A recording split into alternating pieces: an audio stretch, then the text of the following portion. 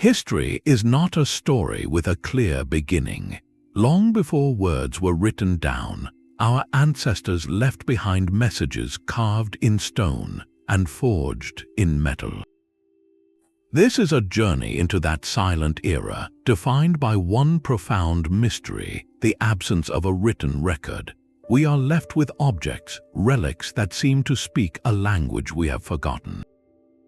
In this exploration, we will investigate 30 specific artifacts that defy every simple explanation. These are not merely old items, they are cryptic puzzles from a distant past. Their very purpose, their method of construction, or their baffling origin directly challenges our modern understanding of early human ingenuity and worldview. Each one is a tangible riddle waiting to be decoded. By the end, you will have a new appreciation for the depths of ancient mystery and the limits of our current knowledge. How did a 2,000-year-old device predict the movements of the stars, and why was a single Norse coin found on the coast of Maine? Which artifact makes you question everything you thought you knew about the past? The seafloor near a tiny Greek island holds a secret that rewrote history. In the year 1900, sponge divers working off the coast of Antikythera discovered the wreck of a Roman cargo ship. Among the statues and ceramics, they recovered a lump of corroded bronze and wood that seemed unremarkable. Decades later, when researchers finally cleaned and examined it, they realized this was no ordinary artifact. It was an astonishingly complex machine, a clockwork device of at least 30 interlocking bronze gears, all housed in a wooden case no larger than a shoebox. This is the Antikythera Mechanism. Through painstaking analysis using modern X-ray and imaging technology, scientists have slowly decoded its purpose. The dials and inscriptions reveal it was a sophisticated astronomical calculator. By turning a hand crank on the side, an ancient user could predict the positions of the sun, moon, and known planets. It could forecast lunar and solar eclipses and even track the cycle of the ancient Olympic Games. The precision of its gearing, including a differential gear previously believed to have been invented in the 16th century, is what makes it so utterly baffling. Here was a device of staggering mechanical intellect created around 2,000 years ago, yet its complexity would not be matched for over 1,000 years.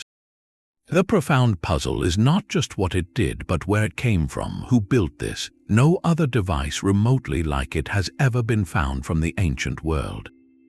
There are no blueprints, no mentions in historical texts of such a machine, no clear technological lineage that leads to it. It appears, in essence, as a solitary island of advanced engineering in a sea of simpler technology. Ongoing research continues to uncover new functions, suggesting it may have also modeled the irregular motions of the moon. The implications are staggering. It forces us to completely reconsider the heights of Hellenistic science and engineering. This was not magic, but a product of a deep, systemic understanding of mathematics, astronomy, and craftsmanship that we are only now beginning to appreciate. The Antikythera Mechanism stands as a silent, ticking testament to a lost chapter of human genius, a chapter whose full story we may never fully read. While the Antikythera Mechanism reveals a sophisticated understanding of the cosmos, another artifact suggests a different kind of ancient knowledge, one that seems to hum with a faint, forgotten electrical charge. In the 1930s, workers constructing a railway near Baghdad unearthed a set of peculiar objects dating to the Parthian period, around 2,000 years ago. These were not statues or weapons, but simple clay jars, each about the size of a fist. Inside each jar, archaeologists found a rolled copper cylinder, sealed at the bottom with asphalt, and within that cylinder an iron rod. The components were isolated from each other by the asphalt plug. To some researchers, this arrangement looked astonishingly familiar. It bore a striking resemblance to the basic components of a galvanic cell, a simple battery. The theory proposed is that if the jar were filled with an acidic or alkaline liquid, like vinegar or grape juice, A chemical reaction between the electrolyte, the copper, and the iron would generate a small electrical current, perhaps around 1 volt. The potential use for such a device is as intriguing as its existence. Some have suggested it could have been used for electroplating, applying a thin layer of gold or silver onto other metal objects through an electrical process, or perhaps it had a medicinal or ceremonial purpose involving a mild tingling sensation. This interpretation, however, is hotly debated. Skeptics offer a more mundane explanation. They argue the jars are far more likely to have been secure containers for holding sacred scrolls made of precious materials like copper or papyrus, with the iron rod simply acting as a core for the rolled scroll and the asphalt providing a protective seal. No wires have ever been found connected to these jars, nor any other apparatus that would indicate an electrical circuit. The greatest enduring mystery is not necessarily whether it was a battery, but what its intended function truly was. If it was indeed a primitive source of electricity, then it represents a spark of technological insight that appears to have flickered out completely. Why would such a useful principle not be developed further, documented, or found elsewhere? Its solitary, ambiguous nature is what fuels the puzzle. It sits at a crossroads between a brilliant accident and a profound secret, a quiet vessel that may have held either holy texts or the very first whispers of electrical power, leaving us to wonder which possibility is more extraordinary. From the silent hum of potential electricity, we journey to a book that speaks in a language no one can understand. In the vaults of Yale University's Banach Library rests perhaps the world's most mysterious manuscript. It is a small, unassuming volume of about 240 vellum pages, filled from edge to edge with elegant, looping script in an alphabet that matches no known language on Earth. This is the Voynich manuscript. Its text flows in a seemingly grammatical structure with recognizable word patterns and repetitions, yet every single character is utterly indecipherable. The writing is accompanied by illustrations that are just as bewildering. There are pages of fantastical, unidentifiable plants with bulbous roots and strange leaves.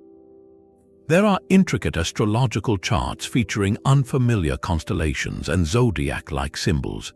There are elaborate drawings of circular diagrams with piping and what appear to be bathing pools populated by numerous small nude figures, predominantly female. These figures are depicted in a straightforward, diagrammatic manner, part of the manuscript's overall enigmatic schematic quality. For over a century, since it was rediscovered by a Polish book dealer named Wilfrid Voynich in 1912, this book has defied every attempt at translation. Top military cryptographers from both world wars, modern linguists with supercomputers, and amateur sleuths from around the globe have all applied their skills to its pages. Statistical analysis shows the text has the complex structure of a genuine language, not random gibberish. Yet every proposed solution, from a coded form of Latin or Hebrew to an extinct Asian dialect, has crumbled under scrutiny. The major theories about its origin are as varied as its illustrations. Some believe it is an elaborate and brilliant Renaissance-era hoax created to deceive a wealthy patron. Others argue it represents a lost system of natural philosophy or herbal medicine, recording knowledge from a culture that has since vanished. A more speculative idea suggests it is a work of esoteric, encrypted women's knowledge, composed in a constructed language to protect its contents. What makes the Voynich manuscript so uniquely frustrating is its resistance to modern tools. Code-breaking algorithms that cracked complex wartime ciphers find no purchase here. If it is a hoax, it is a work of staggering, pointless dedication, requiring the inventor to create not just a fake language but a convincingly complex one across hundreds of pages. If it is genuine, it holds a complete world, locked behind an unbreakable seal. The book is a perfect paradox, a detailed message from the past whose very first word remains a mystery, inviting us to stare into its beautiful, incomprehensible pages and wonder what story they are desperately trying to tell. Deep in the lush river deltas of Costa Rica, a different kind of puzzle lies half buried in the earth. Scattered across the landscape are hundreds of stone spheres, ranging from the size of a bowling ball to colossal orbs over 2 meters in diameter and weighing up to 16 tons. Crafted from a hard stone called granodiorite, their near-perfect geometry is what stops you in your tracks. These are not roughly hewn rocks, but objects of stunning spherical precision, their surfaces smooth to an almost unnatural finish. They were created by a pre-Columbian culture, the Diquis people, flourishing between the years 300 and 1500, yet they present a manufacturing mystery that echoes across the centuries. The society that made them had no metal tools, no draft animals, and no knowledge of the wheel. So how did they achieve such perfection, and perhaps more puzzling, how did they move these multi-ton stones from the quarries in the mountains to their resting places miles away in the lowlands? The process likely began with finding a suitable boulder, then using smaller stones of equal hardness to peck and grind it into a rough shape. Through a patient, generations-long process of heating with fire, cooling with water to fracture the stone, and relentless polishing with sand, they coaxed these perfect forms from the raw rock. The transportation is an even greater feat of communal effort. Theories suggest they may have used log rollers, woven rope nets, and teams of people to painstakingly inch each sphere down river valleys and across the difficult terrain. The true purpose of the spheres, however, is shrouded in even thicker mystery. Many were found arranged in alignments, leading some researchers to propose they were astronomical markers, their positions pointing to celestial events or acting as a kind of stone calendar. Others believe they served as powerful symbols of social status or authority, markers of tribal territories, or monuments to ancestral lineage. A significant complication frustrates archaeologists today. When the spheres were rediscovered in the 1930s during banana plantation clearing, many were moved from their original locations by tractors and even dynamited by treasure hunters hoping to find gold inside. This widespread disturbance means we have lost the crucial archaeological context, the specific arrangements and relationships to other structures that might have definitively revealed their function. They now sit in town squares, government buildings, and private gardens, silent sentinels divorced from their intended landscape. This displacement makes each sphere a doubly profound relic, a masterpiece of patient craftsmanship whose original conversation with the land and the stars has been tragically muted, leaving us to admire their perfect, solitary beauty while forever wondering about the grand design they were once a part of. The perfect spheres of Costa Rica represent a tangible, physical puzzle, but some of the most enduring mysteries are woven from threads of story rather than stone. In the annals of fringe archaeology, few tales are as persistent or as problematic as that of the Dropa Stones. The narrative, which first surfaced in the 1960s, tells of an expedition to the remote mountains of China, where explorers discovered a series of caves containing unusual skeletal remains and, most intriguingly, hundreds of stone discs. These discs, said to be about a foot in diameter, were allegedly inscribed with a continuous, microscopic spiral groove that, when magnified, revealed tiny hieroglyphic-like characters.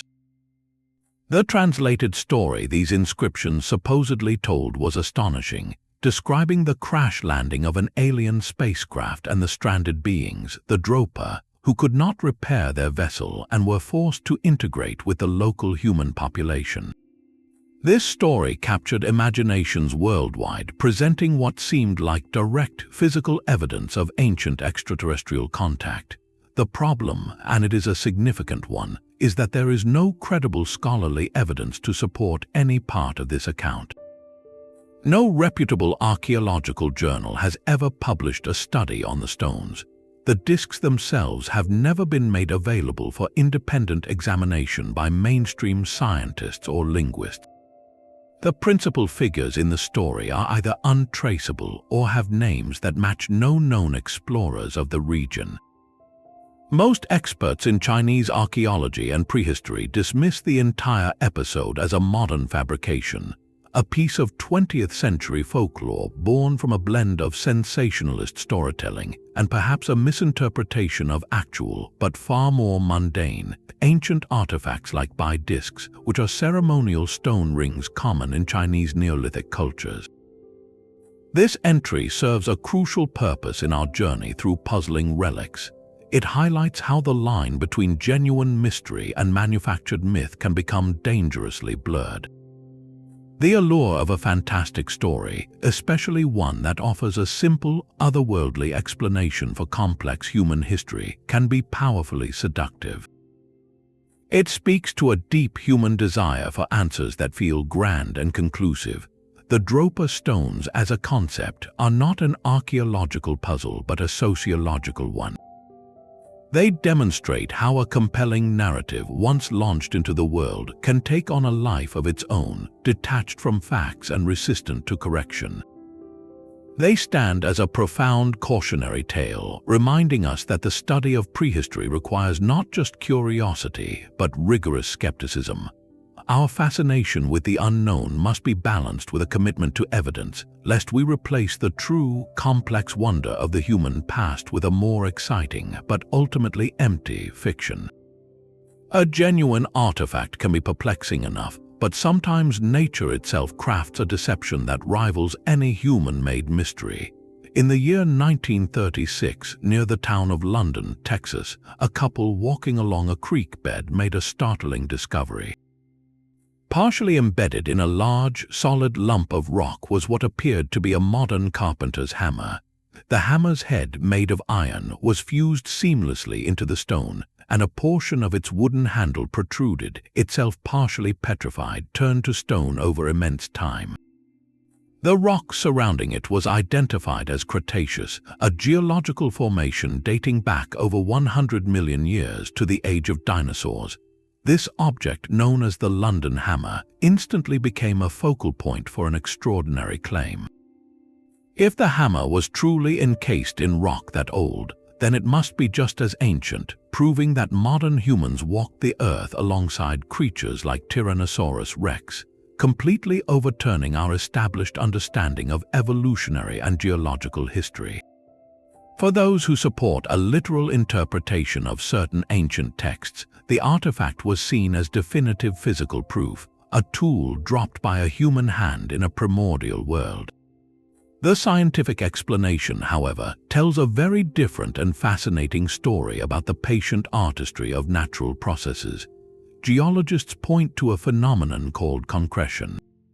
This occurs when mineral-rich water percolates through sediments. Dissolved minerals like iron oxide can precipitate out and cement surrounding particles together, forming a hard, nodular mass around any object that happens to be present. In this case, the object was likely a 19th century miner's or blacksmith's hammer that was lost or discarded. Over a relatively short period, perhaps a few centuries, the highly mineralized waters in that specific creek bed deposited layer upon layer of stone around the metal head. The wooden handle, trapped in this mineral-rich environment, underwent a separate process called permineralization, where its organic cells were slowly replaced by silica, turning it to stone as well.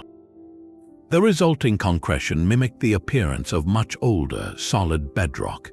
The true puzzle of the London Hammer, therefore, is not about ancient humans and dinosaurs, but about perception and context.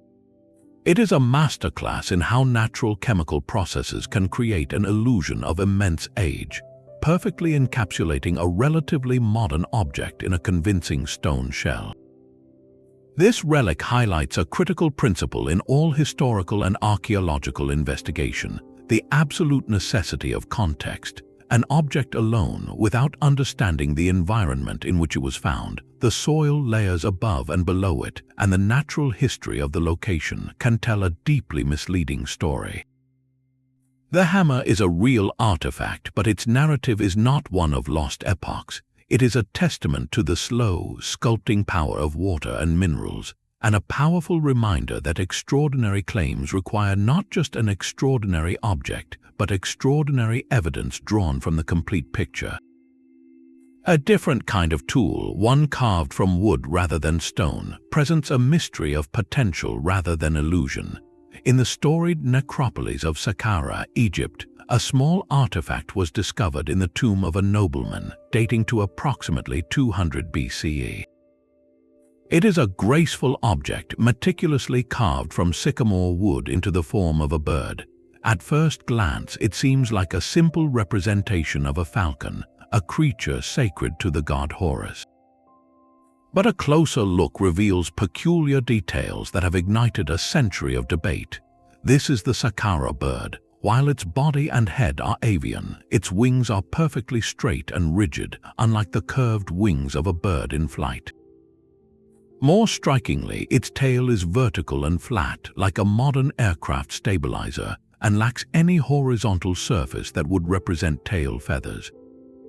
These unique features have led some researchers, particularly in the field of alternative history, to propose a radical interpretation.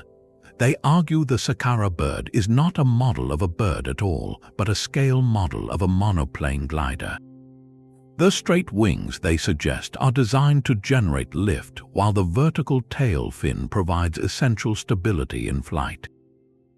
Proponents of this theory point out that ancient Egyptian artisans were masters of observation and practical engineering, capable of translating principles they saw in nature, like the flight of a bird or the aerodynamic shape of a thrown stick, into a designed object. To test this idea, modern enthusiasts have built precise replicas of the artifact. In wind tunnel tests and actual launch experiments, some of these models have demonstrated a surprising ability to achieve stable, gliding flight when launched with a small weighted attachment on its nose, suggesting an inherent, if basic, aerodynamic efficiency in its shape. The mainstream archaeological view, however, offers more grounded explanations. Most Egyptologists see the Saqqara bird as exactly what it appears to be, a ceremonial object or a child's toy. The vertical tail, they argue, could simply be a stylized representation of a bird's tail, or perhaps it was originally attached to a separate piece, like a pedestal that has been lost. The straight wings might reflect artistic convention or the limitations of the wood grain.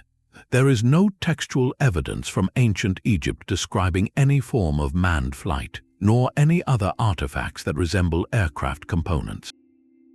The idea remains a tantalizing fringe theory precisely because it sits in a gray area between obvious impossibility and curious plausibility. The wood carving does possess an accidental or perhaps intentional aerodynamic quality, but without any corroborating evidence of purpose or development, it cannot be claimed as proof of ancient aviation knowledge. The true legacy of the Saqqara bird may lie in what it reveals about our own perspective. It demonstrates how a culture's advanced skill in one area, like sculpture and observation, can produce an object that later, through a modern lens, appears to be something radically different. It is a mirror reflecting our own desires to find lost technologies and forgotten genius. Whether it is a sacred symbol, a simple plaything, or a glimpse of a discarded experiment, it soars in our imagination, challenging us to separate the clear vision of hindsight from the more ambiguous intentions of a craftsman who lived over 2,000 years ago. High above the arid plains of southern Peru, the desert itself becomes a canvas of staggering scale. Etched into the dark, rocky surface are enormous lines and figures, some stretching for miles in perfectly straight paths, others forming the distinct shapes of a hummingbird, a spider, a monkey, and even a humanoid figure often called the astronaut. These are the Nazca Lines, a collection of hundreds of geoglyphs created by removing the top layer of reddish-brown iron oxide-coated pebbles to reveal the lighter-colored earth beneath. The precision is breathtaking, with lines maintaining their straightness across hills and valleys, and the animal figures drawn with a single, continuous outline. The sheer physical effort involved is a mystery in itself. The Nazca culture, which flourished between 200 BCE and 600 CE, had no draft animals, no wheels, and no means of flight. Yet they orchestrated the movement of countless tons of rock, likely using simple surveying tools, ropes, and wooden stakes to plot out these colossal designs over generations. The most defining characteristic of these artworks is their perspective. From ground level, the lines appear as shallow grooves or indistinct trails. Their full, magnificent form is only comprehensible from the air, from a vantage point the Nazca people themselves could never physically achieve. This simple fact is the core of their enduring puzzle. Why would a culture invest such immense communal labor into creating art they could never see as a complete picture? The leading theories attempt to step into the Nazca worldview. One compelling idea is that the lines served as sacred pathways for ritual processions. Walking these straight lines or the outlines of the creatures could have been a form of ceremonial movement, connecting communities with deities or ancestral spirits. Another prominent theory links the lines to astronomy. Researchers have found that some of the longer lines point toward the horizon where the sun or certain stars would rise or set on significant dates, like the solstices, potentially acting as a giant calendar etched into the earth to mark agricultural or ceremonial cycles.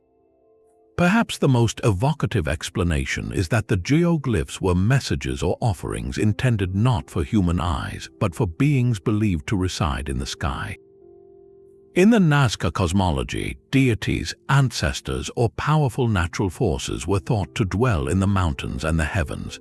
By creating these immense, visible figures, the people may have been communicating with these entities, appealing for water in their desperately dry environment, or giving thanks for a successful harvest.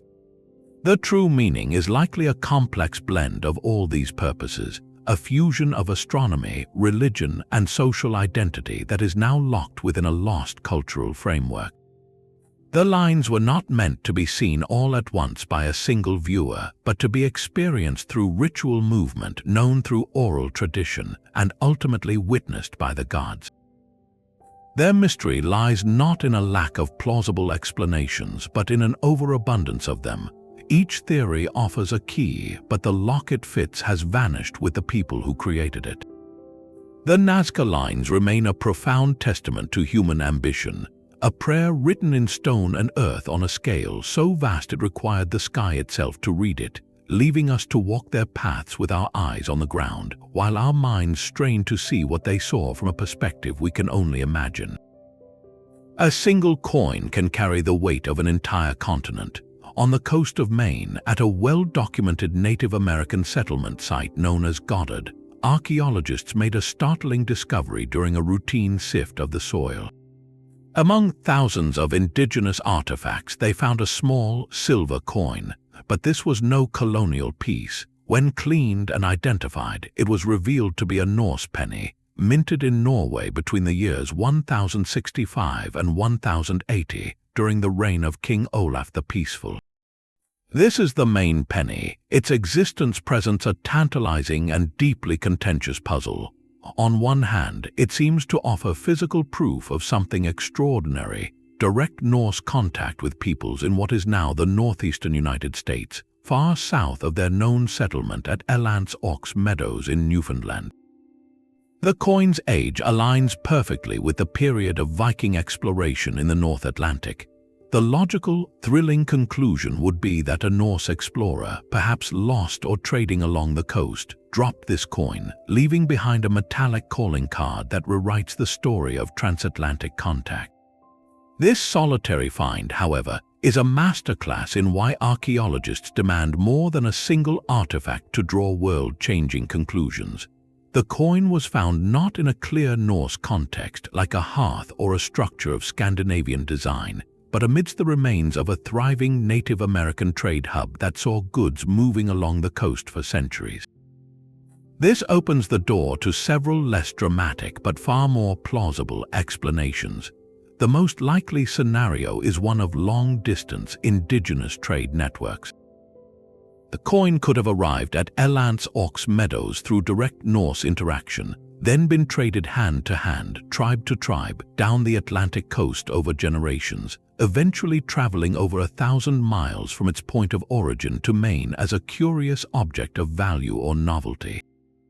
Another possibility, though less favored by the original excavators, is that it represents a later intrusion, accidentally dropped at the site by a modern collector of antiquities in the 19th or early 20th century, though the circumstances of its excavation make this seem less probable.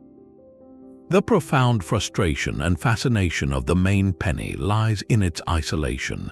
It is a data point of one. No other Norse artifacts, no tools, no ship rivets, no definitive signs of settlement have ever been found in the region. In archaeology, an anomaly is just that, an outlier that cannot by itself support a grand theory. If Vikings had established any sustained presence or direct trade in Maine, we would expect to find more than a single, easily portable piece of silver. Yet its undeniable authenticity means we cannot simply dismiss it. It whispers of connections, however faint or indirect, that spanned an ocean centuries before Columbus. The coin forces us to hold two competing truths in mind. It is genuine and it is alone. It is a ghost of a possibility, a shimmering piece of evidence that proves contact was at least technologically possible, while simultaneously reminding us that proof of an event requires a pattern, not just a solitary, silent witness. The main penny is not a smoking gun, but a single, enigmatic spark in the dark, challenging us to wonder how far, and through how many hands, a story can travel before it is lost, leaving only a silver clue behind. The line between a tantalizing historical clue and an elaborate fiction can be perilously thin. In a private museum in Ica, Peru, lies a collection of stones that, at first glance, seem to shatter our understanding of prehistory. These are the Ica Stones, thousands of andesite rocks carved with intricate scenes that defy conventional history. The images etched into their surfaces are astonishing. They depict human figures engaged in what looks like advanced medical procedures, including open-heart surgery and cesarean sections. Other carvings show people using what appear to be telescopes studying the stars. Most sensationally, many stones illustrate humans living alongside and even battling dinosaurs, creatures that, according to mainstream science, vanished tens of millions of years before humans evolved. If authentic, these stones would be the most revolutionary archaeological find in history, proving a radical, alternative timeline for life on Earth. The story of their discovery only added to the mystery. They were said to have been found in ancient burial caves by a local farmer, who then sold them to a physician and collector. The narrative captured global attention, fueling speculation about lost civilizations with impossible knowledge. However, the truth behind the Ica Stones is a sobering lesson in critical thinking. Under scrutiny, the entire edifice of mystery crumbled. Investigators and journalists tracked down the farmer, who eventually confessed. He revealed that he and his family had carved the stones themselves using simple metal tools and then artificially aged them by baking them in cow dung to create a patina. He explained that he created the designs by copying images from comic books, textbooks, and popular magazines, blending dinosaur illustrations with pictures of medical diagrams and historical artwork. The entire massive collection was a modern fabrication, produced for the tourist trade and the lucrative market for the unexplained. This episode is crucial to our journey. The Ica Stones do not represent an ancient puzzle, but a modern one, a case study in how our deep desire for answers can be exploited. They preyed directly on our fascination with the idea of forbidden knowledge and forgotten worlds, offering a visually dramatic but false solution. Their legacy is not in rewriting history, but in teaching us about the importance of provenance, peer review, and scientific methodology. A genuine artifact comes with a documented context, a layer of soil, a relationship to other finds. These stones had none of that, emerging from the shadowy world of the black market. They remind us that extraordinary claims demand extraordinary evidence, and that the most compelling mysteries are often those that resist simple, sensational answers.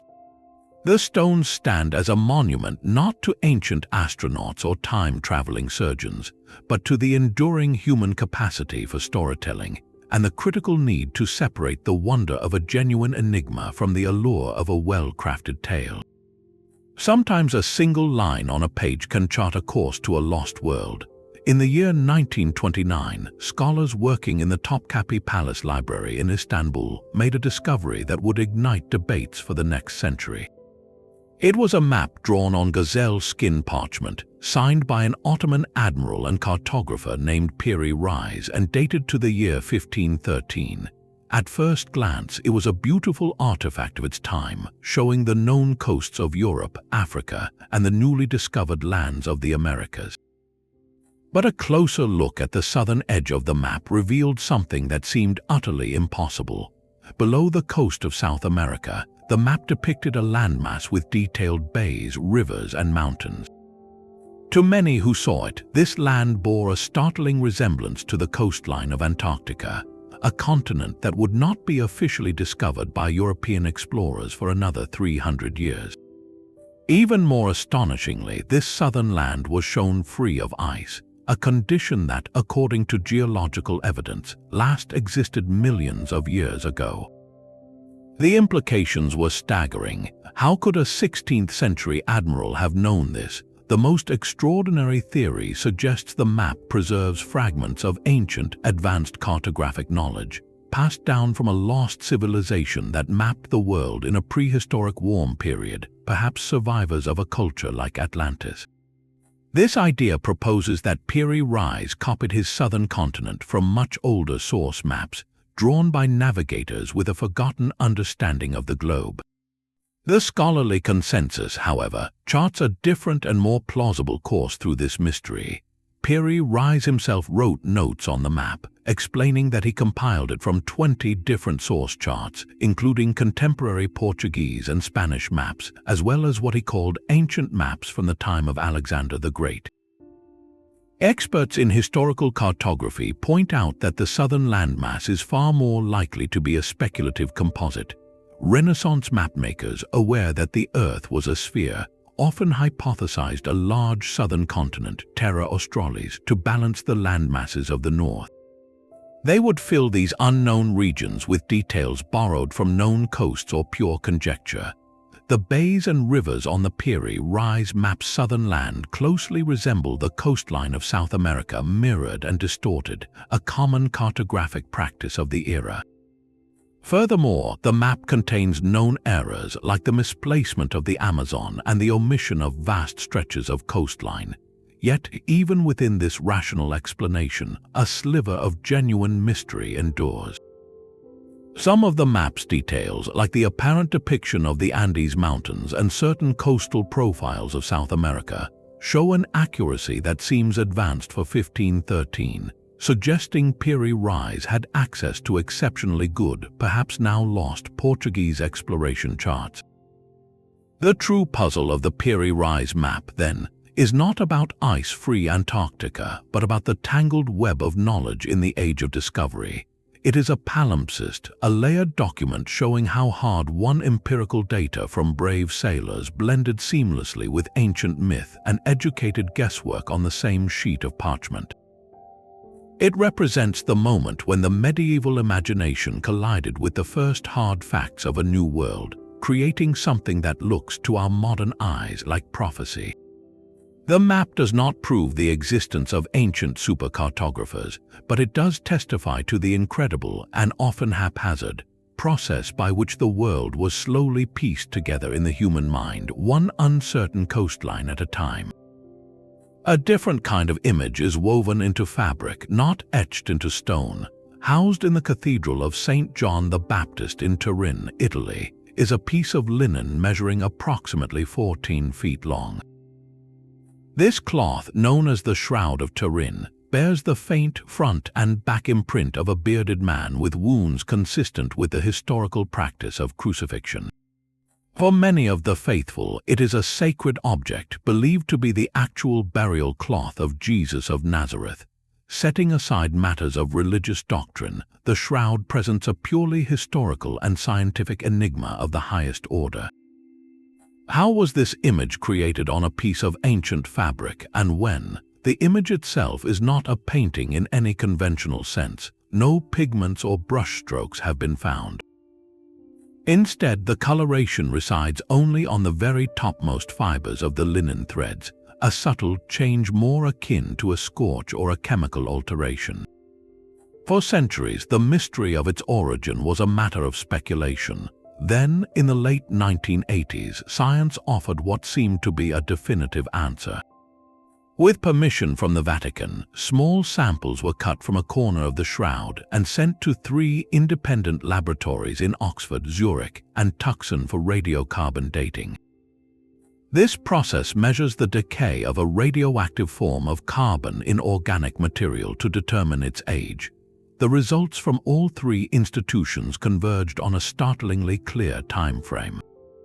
The flax plants used to make the linen were harvested with a high degree of statistical certainty between the years 1260 and 1390.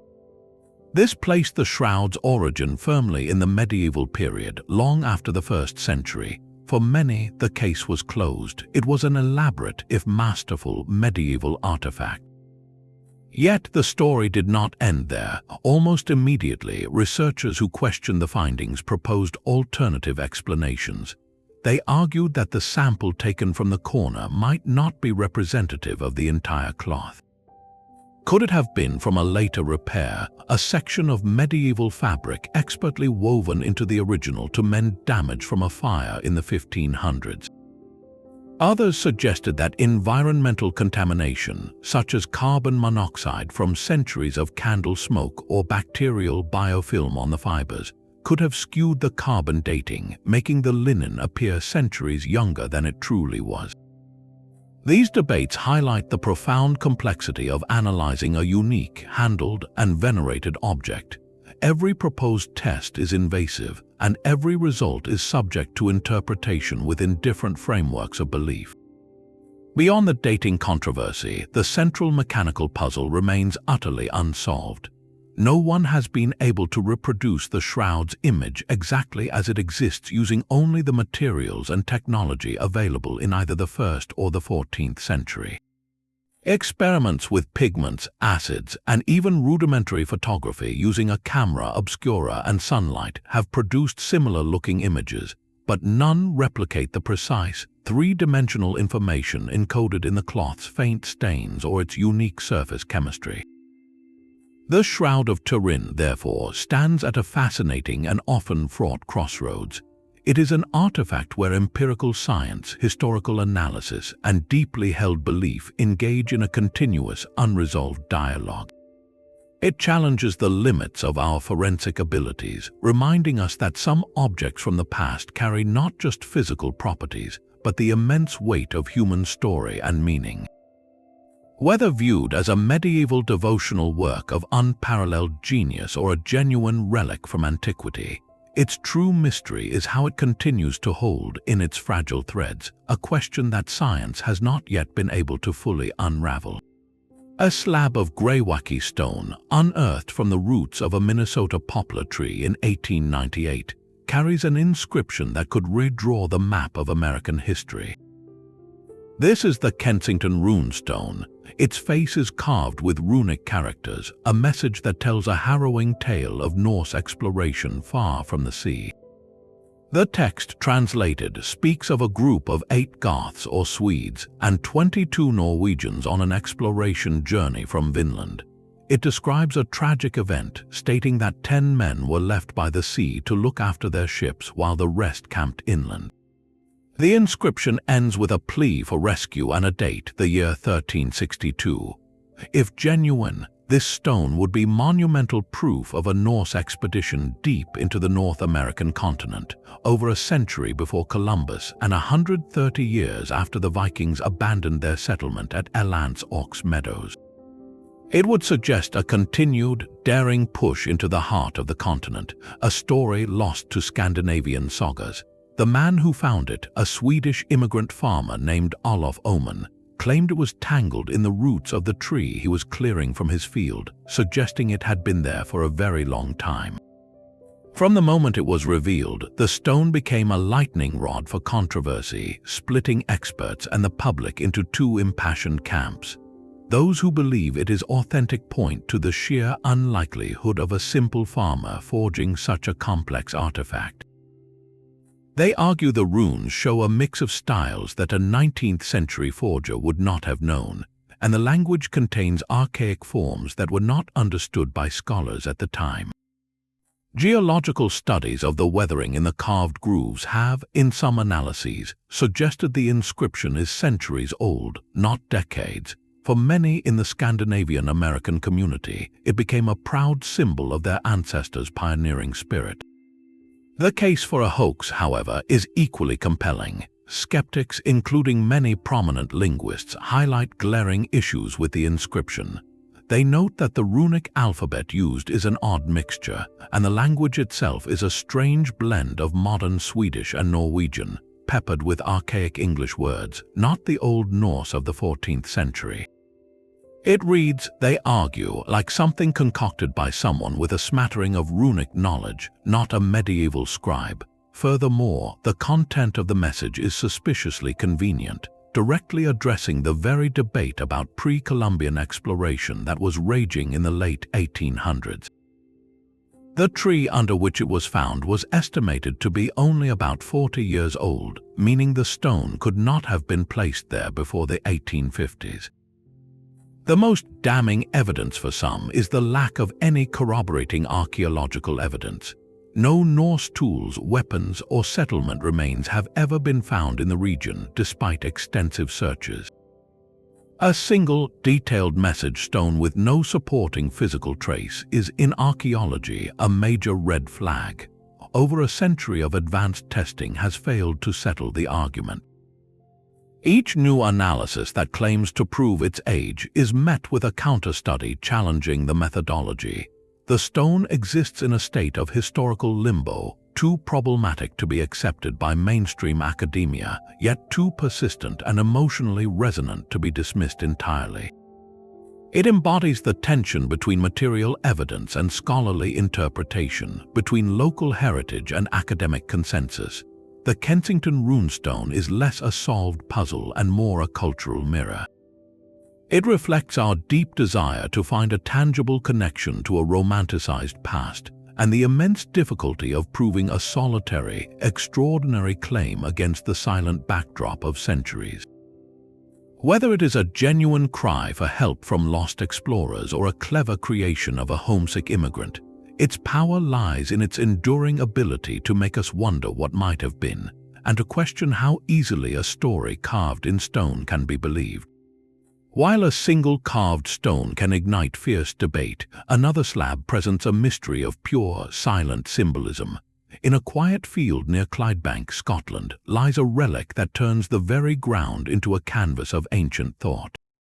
The Cochno Stone is a massive sandstone slab over 40 feet long and 25 feet wide, and its surface is not blank.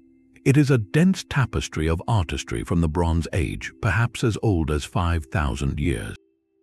Carved across its expanse are hundreds of intricate markings, the most common being the cup and ring mark. These are small, hemispherical depressions, the cups, surrounded by concentric circles that are often connected by radiating grooves that run across the stone like ley lines on a map. Among these are spirals, some double and interlocking, and other enigmatic geometric patterns. The sheer density of the carvings is overwhelming, a visual language of curves and circles that seems to pulse with a rhythm all its own. This stone is not unique in its type. Thousands of similar marked stones are scattered across the British Isles and Atlantic Europe, but the Cochno Stone is a masterpiece of the form, a monumental gallery of this prehistoric art. Its mystery lies not in who made it, but in why.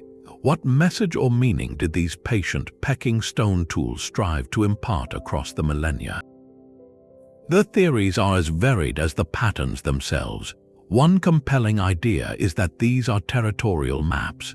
The grooves could represent rivers or pathways, the cups significant settlements or resource locations, creating a symbolic landscape of a tribe's homeland etched in stone for all to see. Another school of thought looks to the sky. The concentric circles and spirals might chart celestial events, recording the cycles of the sun and moon, or even representing constellations in a permanent, earthly observatory. For many researchers, the explanation is deeply spiritual. The act of carving itself may have been a ritual, a way to connect with the earth or ancestral spirits. The spirals could symbolize journeys, perhaps of the soul or of spiritual energy, with the central cup acting as a portal or a point of convergence between worlds. Some see the entire stone as a sacred site for ceremonies, where the patterns guided ritual movement or focused communal intention. The profound truth is that we may never hold the key to this code. The culture that created the Cochno Stone left no written translation. Their worldview, their myths, their daily concerns are locked within these abstract forms. We can analyze the distribution of the marks, study their alignment with landscape features, and compare them to other stones, but the original voice is silent. This makes the stone not a puzzle to be solved, but a meditation to be experienced. It forces us to confront the limits of our understanding. We are separated from its creators not just by time, but by a complete framework of thought. Their reality, where symbol and substance, earth and sky, ritual and map might have been seamlessly intertwined, is foreign to us. The Cochno Stone is a premier example of a message we can see but cannot read, a beautiful and frustrating reminder that the deepest past often speaks in a grammar we have forgotten. It invites us not to decipher, but to wonder, to stand before its weathered surface and feel the echo of a human mind trying to make sense of its world, leaving behind a legacy of circles and questions in stone. The silent language of symbols carved on stone finds a vibrant, painted parallel within the walls of an ancient Egyptian temple. At the Temple of Hathor in Dendera, a detailed relief carved into a crypt wall has become a modern icon of alternative history. The image shows two figures holding what appears to be a giant, elongated bulb or vase. Inside this bulb, a snake extends in a straight line, its body touching the narrow end of the container. The snake is held by a pillar-like support, and from the base of the bulb, a cable seems to run to a box on which a baboon-like god is seated. To a modern eye, conditioned by a world of electrical devices, the interpretation leaps out immediately. This looks like a diagram of an ancient light bulb. The bulb is the glass enclosure, the snake is the glowing filament, the support is the stem, the cable is the wiring, and the box is the power source. The surrounding figures in this view could be priests or technicians operating this advanced technology, perhaps using the temple's famous reputation as a place of healing and divine energy to power such a device. This interpretation offers a seductive narrative, suggesting the ancient Egyptians possessed a form of electric lighting lost to time, explaining how they illuminated the deep, windowless interiors of tombs and temples without covering everything in soot from torches. Egyptologists, however, provide a profoundly different reading, one rooted in the complex mythology of the time. In their view, the relief is not a technical schematic but a rich religious symbol. The bulb is not a glass envelope but a depiction of a lotus flower, a plant deeply associated with creation and rebirth in Egyptian belief. The snake emerging from the lotus is not a filament but the god Harsamtus, a manifestation of the creator deity, often shown as a snake being born from the primordial waters. The pillar supporting it is a jed pillar, a symbol of stability. The cable is not a wire but a lotus stem connecting the scene to its divine source. The box is not a battery but a representation of the primordial mound from which all life sprang. The entire tableau illustrates a moment of cosmic creation, the birth of a god from a sacred flower within a protective sphere, a spiritual concept rendered in the artistic style of the Ptolemaic period when the temple was completed. The figures around it are not engineers but deities like He, god of infinity, and the baboon form of Thoth, god of wisdom, witnessing and facilitating this sacred event. The Dendera relief is a perfect case study in how a modern lens can completely reframe an ancient message, creating a compelling technological puzzle where the original artists intended a theological one. Our world is defined by wires, bulbs, and switches, so we instinctively see those patterns. The ancient Egyptian world was defined by cycles of nature, divine genealogy, and symbolic rebirth, so they saw a lotus and a snake god. This clash of perspectives does not diminish the object's mystery, it simply shifts its nature. The real puzzle is not what the carving depicts, but how our own assumptions and desires shape the stories we tell about the past. It challenges us to ask whether we are discovering lost technology or projecting our own onto a canvas that was meant to convey something entirely different. A reminder that the most difficult code to break is sometimes the one built from our own cultural biases. A monument's purpose can be just as cryptic as any ancient carving.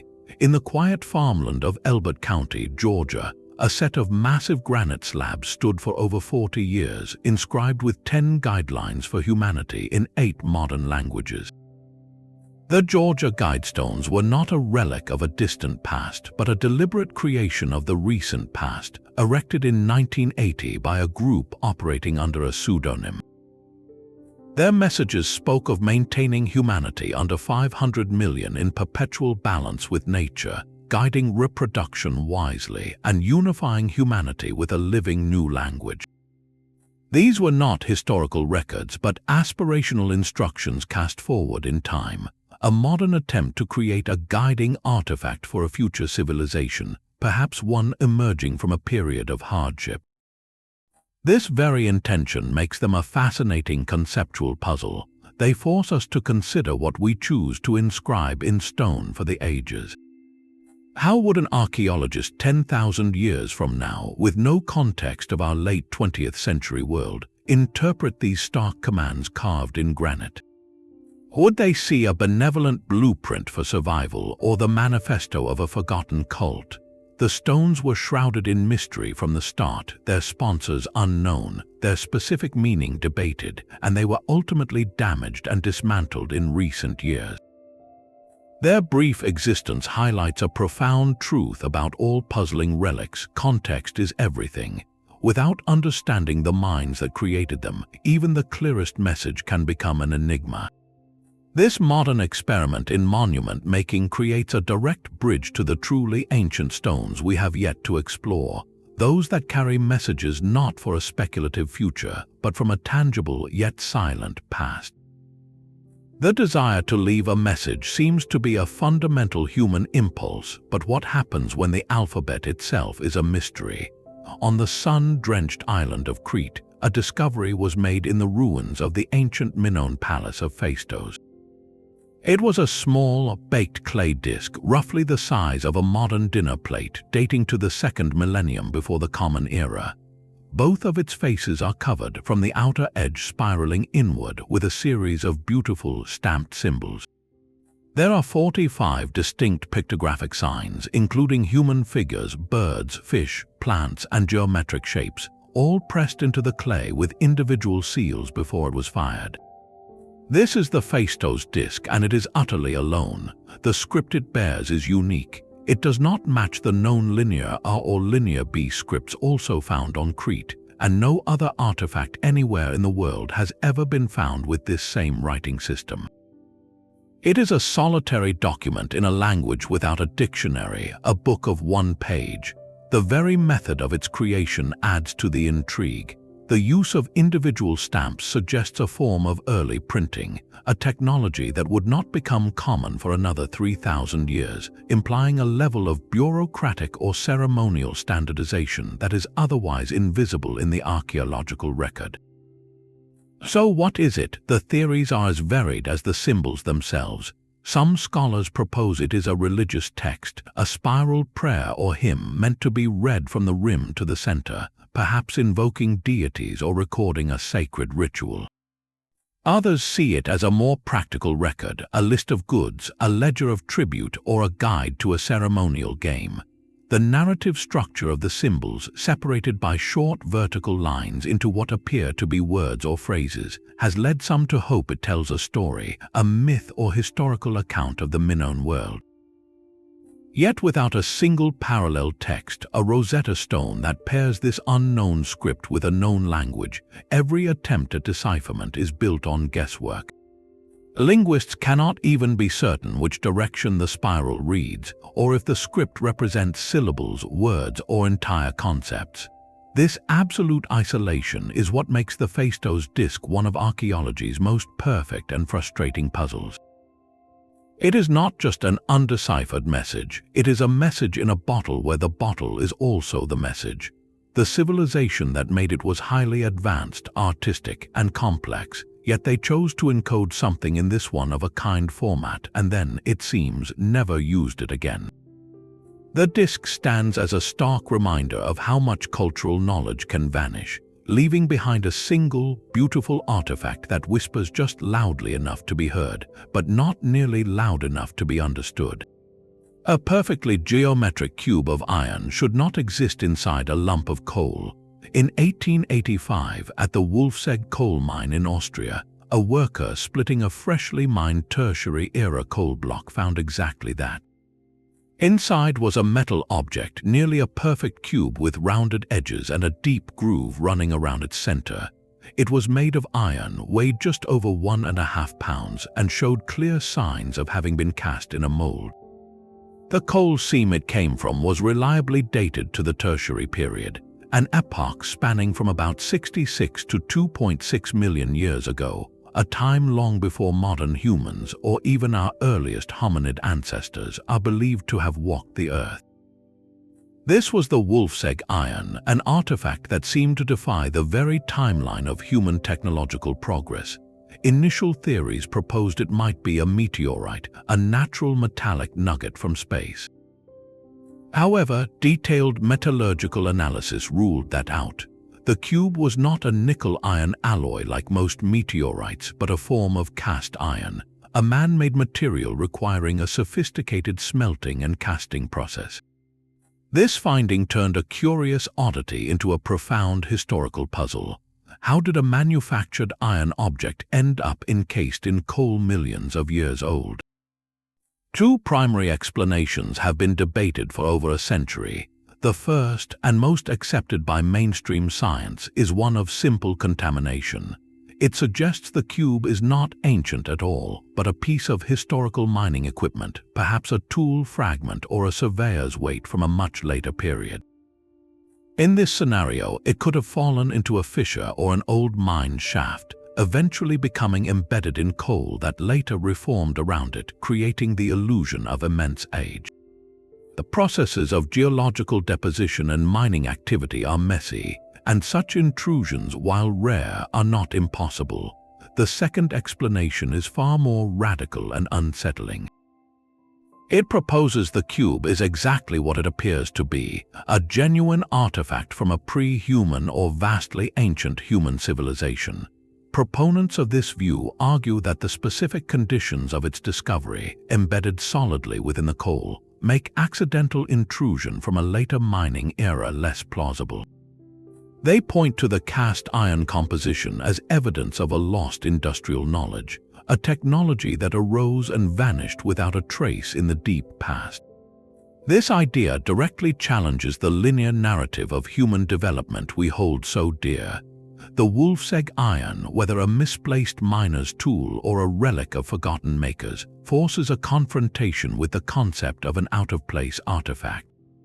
These are objects that appear in geological or archaeological contexts where they simply should not be, according to established historical models. They act as stubborn anomalies, data points that refuse to fit neatly on the timeline. They do not necessarily rewrite history on their own, but they poke holes in our certainty, suggesting gaps in our understanding or flaws in our assumptions about the past. The cube's true power lies in this ambiguity. It is a physical question mark, a cold, hard piece of evidence that supports two completely different stories. One story keeps our historical world orderly and familiar. The other opens a door to a past filled with forgotten chapters and silent, sophisticated cultures whose tools we might occasionally stumble upon, buried in the very bones of the earth, leaving us to wonder if progress is a straight line or a cycle we have forgotten. Deep within the sediment layers of a Romanian riverbank, a different metallic anomaly emerged. In 1974, builders working near the town of Aiud uncovered a collection of fossilized bones, later identified as belonging to a mastodon, an ancient relative of the elephant that vanished over 10,000 years ago. Buried alongside these immense remains, roughly 35 feet down, was a peculiar metal object. It was a wedge-shaped piece of material, heavily oxidized and covered in a thick crust. After cleaning, researchers were stunned by its composition. Laboratory analysis revealed it was made primarily of aluminum, an alloy that also contained traces of other metals. This was the Aiud wedge, and its context presented an immediate and profound contradiction. The mastodon bones suggested an age of at least 11,000 years. Yet, aluminum as a refined, usable metal is a hallmark of the modern industrial age. The first commercially viable process for extracting pure aluminum from its ore was not developed until the late 1800s. Finding a refined aluminum object in such an ancient geological layer seemed to suggest an impossible technological presence in the distant past. Initial speculation ran wild, proposing the wedge could be part of an ancient tool, perhaps even a component from a much more advanced, lost civilization. However, as with so many of these puzzling relics, a closer examination of the context and the object itself pointed toward a far more ordinary, though still fascinating, explanation. Further scientific scrutiny revealed critical details. The thick crust coating the object was not a natural patina formed over millennia, but a type of artificial aluminum oxide, suggesting it had been manufactured using modern industrial methods. Its specific shape and alloy composition led experts in industrial archaeology to a likely identification. The wedge bore a striking resemblance to a tooth from the bucket of a modern excavator or a piece of heavy mining equipment, the kind of machinery used in the very construction work that uncovered it. The most plausible scenario is one of accidental intrusion. A piece of equipment likely broke off during mining or construction activities in the 19th or early 20th century, falling into a pit or sediment layer. Over the decades, silt and soil rapidly accumulated over it, creating a stratigraphic illusion that placed it alongside fossils that were genuinely ancient. This case is a textbook example of how the initial thrill of an impossible discovery is often tempered by meticulous analysis. The Aiud wedge does not rewrite the history of metallurgy, but it powerfully reinforces a recurring theme in our journey. Extraordinary artifacts demand extraordinary evidence, and that evidence must include an impeccable, undisturbed context. The human drive to find proof of lost worlds or forgotten technologies is powerful, and it can sometimes cause us to overlook simpler, more logical explanations. The wedge's story persists in popular lore precisely because the simpler story, a broken piece of modern machinery, lacks the epic scale we secretly hope for. Yet, in its own way, the Aiud wedge's true lesson is just as valuable. It teaches us about the patience of science, the importance of questioning first impressions, and the subtle ways our own era can leave its metallic fingerprints in the strata, waiting to confuse the explorers of tomorrow. The Earth itself can forge objects that mock our assumptions of craftsmanship. From mineral deposits in South Africa, miners have extracted countless small metallic spheres, each no larger than a marble or a walnut. Their surface is a polished bluish steel gray, but their most defining feature is three perfectly parallel grooves running around their equator, as if machined by a precision lathe. These are the Klerksdorp spheres, found embedded in pyrophyllite rock dated to an astonishing 2.8 billion years old. To the human eye, conditioned to see symmetry as a sign of intent, they look undeniably manufactured, artifacts from a time before multicellular life even existed on our planet.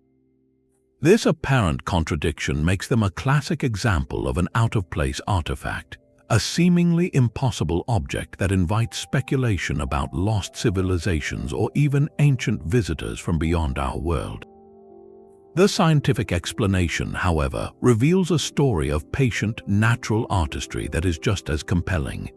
Geologists identify these objects as concretions of the mineral limonite, a form of iron oxide. Concretions form when mineral-rich water percolates through sedimentary rock. Dissolved minerals like limonite gradually precipitate out and crystallize around a central nucleus, such as a grain of sand or a tiny fossil, building up layer upon layer over immense time. The result is a hard, nodular mass that often weathers out of the surrounding softer rock. The three parallel grooves are the key to understanding their natural origin. They are not cut, but are instead seams where the crystal growth was constrained. Researchers suggest these spheres likely formed in layers of volcanic ash or sediment that experienced intense pressure.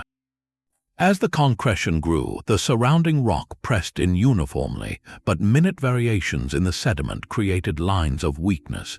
The crystallizing limonite preferentially grew within these subtle, pre-existing linear structures in the rock matrix, resulting in the striking parallel bands that appear so deliberately etched. Why then do these spheres persist as such potent symbols of mystery? They perfectly illustrate the cognitive gap between natural process and human perception. Our brains are wired to recognize patterns and symmetry as hallmarks of design. When we see three parallel lines on a perfect sphere, we instinctively think of a machinist, not mineralogy. This is the profound lesson of the grooved spheres. They force us to confront the fact that the natural world, operating on scales of time and pressure we can scarcely comprehend, is capable of producing forms of breathtaking regularity and beauty that rival our own workshops. The mystery is not one of ancient astronauts, but of geological alchemy. It challenges us to expand our definition of what is natural, to accept that the planet itself is a master sculptor, using heat, pressure, chemistry, and deep time as its tools. These small, grooved orbs are not relics of a lost technology, but enduring trophies from the earliest chapters of Earth's own creative history, reminding us that sometimes the most extraordinary explanations are the ones written in stone by the planet itself.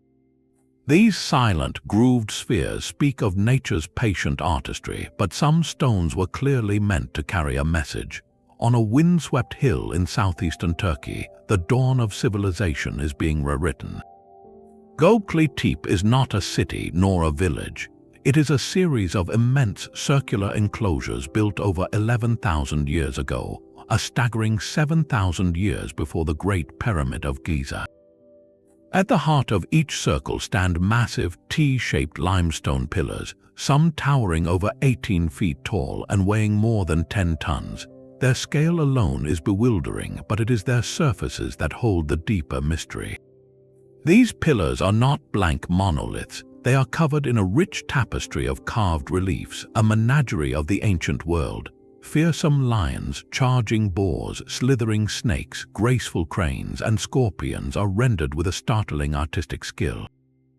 Interspersed among the animals are abstract symbols, H-shaped motifs, and repetitive patterns. This site is a monumental puzzle because of its age. It was constructed by hunter-gatherers, a society that, according to traditional archaeology, should have been nomadic, focused solely on survival, and incapable of the complex organization required for such a project. There were no farms here, no permanent houses, no pottery, and no metal tools. The builders used simple stone implements to quarry, carve, and erect these colossal stones. So why did they do it? What powerful idea compelled scattered bands of people to come together and create something so permanent and so elaborate? The leading theory is that Göbekli Tepe was a ritual center, perhaps the world's first cathedral. The enclosures, with their central paired pillars, may have been temples dedicated to animal spirits or forces of nature. The carvings could represent a complex mythology, a visual story of creation, danger, and the spirit world that unified different groups. Gathering here for ceremonies, feasts, and communal work would have forged social bonds far stronger than those of a simple hunting party, planting the seeds for larger, more settled societies. Another compelling idea looks to the sky. Researchers have noted that the pillars seem to be deliberately aligned. Some suggest the enclosures functioned as an early astronomical observatory, with the stones marking the rising of certain stars or the solstice sun, creating a sacred calendar etched in stone to guide their seasonal movements and rituals. A more dramatic hypothesis proposes the site commemorates a real traumatic event. The prevalence of dangerous animals and the site's eventual, deliberate burial under thousands of tons of soil have led some to wonder if it was a memorial to a cataclysmic event, like a comet impact or a period of dramatic climate change that the people of the time witnessed. Burying the site might have been a way to appease angry gods or lay a troubled past to rest. Regardless of its specific purpose, Göbekli Tepe's true revolution is social. It represents a moment when symbolism and communal belief became powerful enough to mobilize human labor on a staggering scale, long before the practical needs of agriculture or urban life. It shows us that the urge to build monuments to the intangible, to gather around shared stories carved in stone, may have been the very spark that ignited civilization itself, not a product of it. The pillars stand as silent, ornate question marks, challenging us to reconsider what drives human beings to come together and create, suggesting that the first temples may have been built not by farmers, but by poets and priests wielding stone tools. Across the English Channel, another monumental landscape of stone silently charts its own mystery. In the windswept region of Brittany, France, the Carnac alignments stretch for miles, a breathtaking forest of granite erected by Neolithic hands over 6,000 years ago. Here, not one or two, but nearly 3,000 individual standing stones march across the moor in long, parallel rows. Some are modest, waist-high pillars, while others loom as tall as a person, all arranged with a deliberate, almost military precision that vanishes into the distance. The sheer physical effort is staggering to contemplate, each stone quarried, hauled, and planted upright by a society with only stone tools, ropes, and communal will. Yet the greatest puzzle is not how they moved them, but why they are arranged just so. The alignments are not random. They form distinct groupings with evocative names like Lamanek, Camario, and Kaleskan, each a series of converging lines that seem to point toward some grand, invisible focal point. Time and erosion have taken their toll, with many stones now fallen or missing, obscuring the original, crisp geometry and making the overall pattern feel like a half-remembered dream. This fragmentation is central to the mystery, as we are left with the skeleton of a design whose full body we can only guess at. One of the most enduring theories looks to the heavens. Researchers have long noted that the major axes of several alignments correspond to the rising and setting points of the sun at the solstices. This has led to the compelling idea that the entire complex functioned as a colossal astronomical calendar, a stone computer built on a landscape scale. The long rows could have acted as sight lines, allowing Neolithic priests or astronomers to mark the passage of seasons, predict celestial events, and synchronize agricultural and ceremonial cycles with the cosmos. In this view, Carnac was not just a collection of stones, but an active, participatory observatory, where walking the lines under certain skies was part of a ritual dialogue with the universe. A more earthly interpretation sees the stones as powerful social markers. Erecting such a vast and permanent monument would have required the cooperation of many scattered clans, serving to define a shared territory and proclaim the unity and strength of the community that built it. The alignments might have marked the boundaries of sacred land, a neutral zone for gatherings, trade, and ceremonies that reinforced social bonds across a wide region. The stones themselves, enduring and immutable, would have symbolized ancestral presence and the permanence of the community's claim to the land. Perhaps the most evocative explanation is a spiritual one. The converging lines may have formed a sacred processional path, a ritual landscape designed for ceremonial walks. Imagine groups moving in solemn lines between the stones during festivals, their progression mirroring the journey of the sun or the symbolic path of the spirits.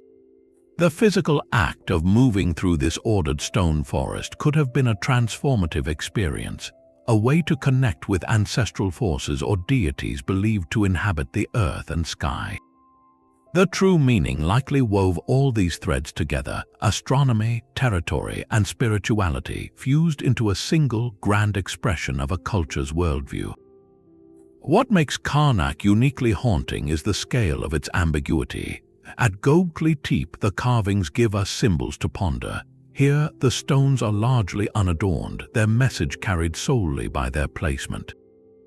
They are a pure exercise in alignment, a language of position and direction whose grammar we have lost. Walking among them today, you are surrounded by the evidence of a monumental intention, a purpose so compelling it mobilized generations, yet that purpose now whispers just below the threshold of hearing.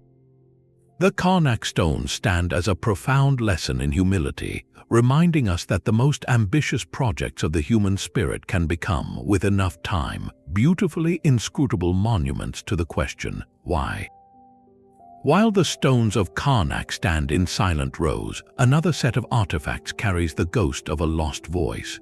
On the remote, windswept island of Rapa Nui, known to the world as Easter Island, explorers in the 19th century made a startling discovery beyond the famous stone heads. In various locations, they found wooden tablets, staffs, and even a chieftain's breast ornament, all inscribed with a beautiful and baffling script. This is the Rongorongo writing system. The glyphs are elegant, stylized forms, a mix of human figures, birds, fish, plants, and geometric shapes, all arranged in a pattern called reverse boustrophedon. This means the lines of text do not simply run left to right. Instead, to read it, you would turn the tablet upside down at the end of each line, following a continuous, snaking path that weaves across the wood.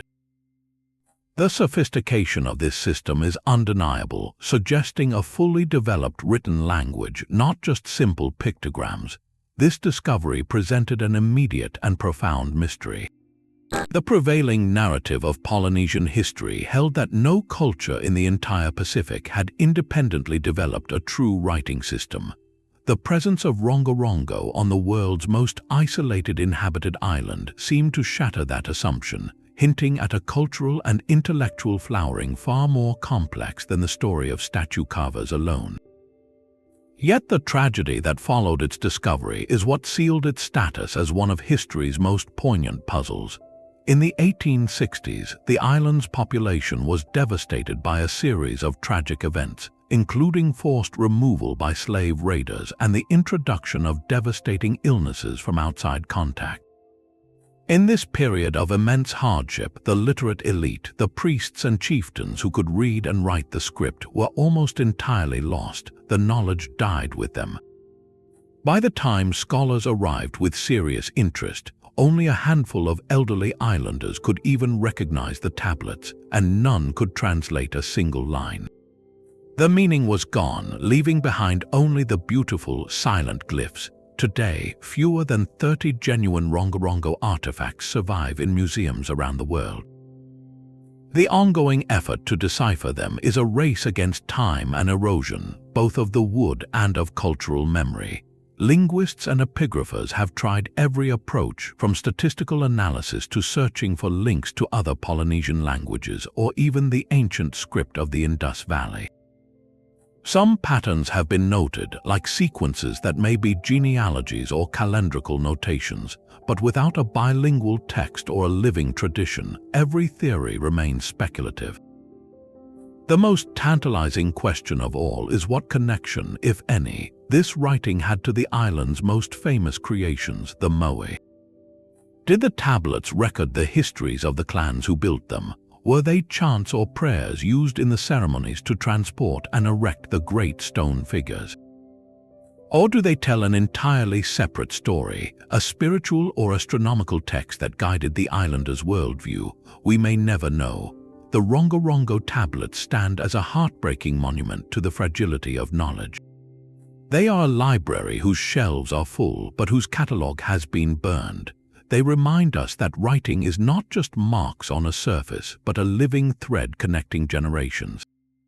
When that thread is severed, what remains is not just an undeciphered code, but the echo of an entire people's thoughts, hopes, and history, fading into the whisper of the Pacific wind, a silent story we can see but will likely never hear. In the cradle of civilization, where writing and cities were first born, a different kind of figure emerges from the dust. Excavated from ancient sites across Mesopotamia, dating to the Ubaid period around 5,000 to 6,000 years ago, are a collection of terracotta figurines that unsettle the modern eye. These are not the idealized gods or noble rulers of later empires.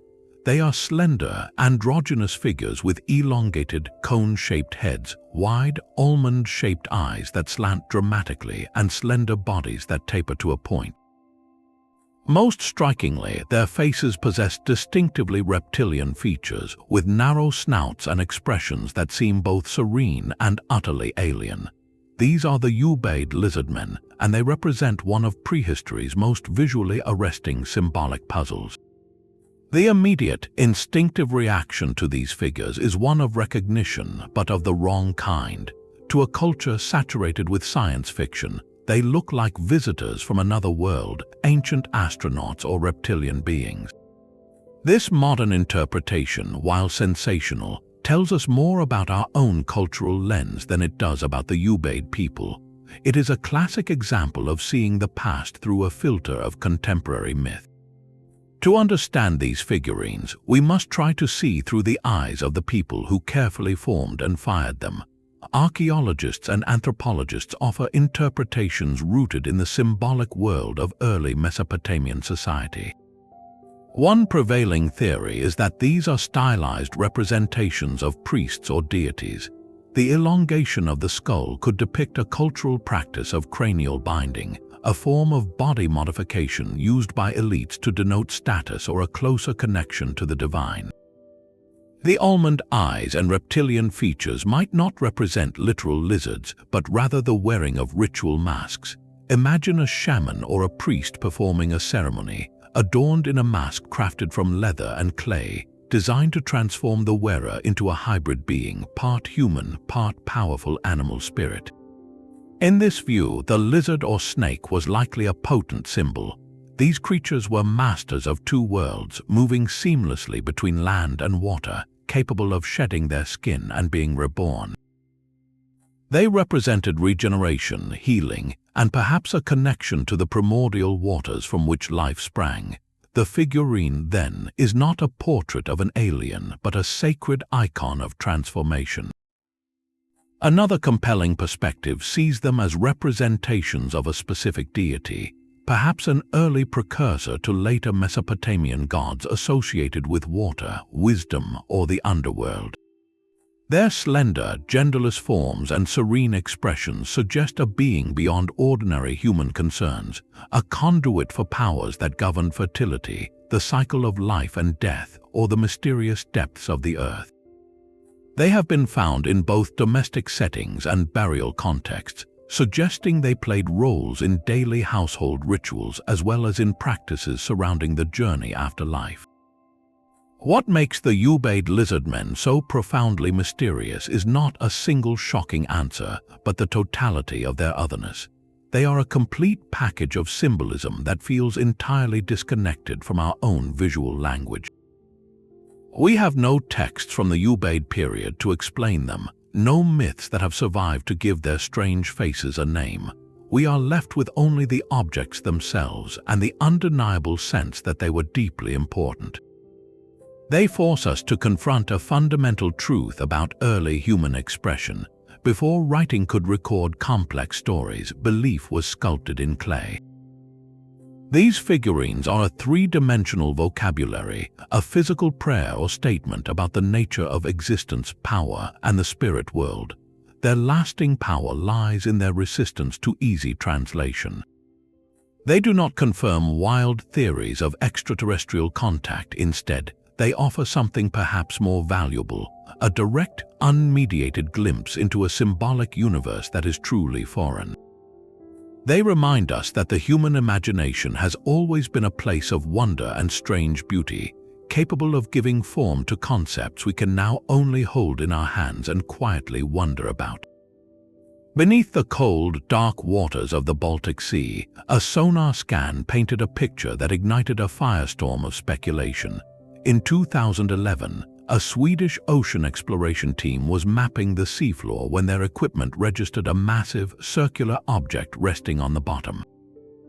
The sonar image was startlingly clear. It showed a nearly perfect disk roughly 60 meters across with what appeared to be straight edges, right angles, and a long, trailing track behind it as if it had skidded to a halt. Dubbed the Baltic Sea Anomaly, it looked for all the world like a colossal, sunken flying saucer, a relic from a lost age or perhaps another world preserved in the icy depths.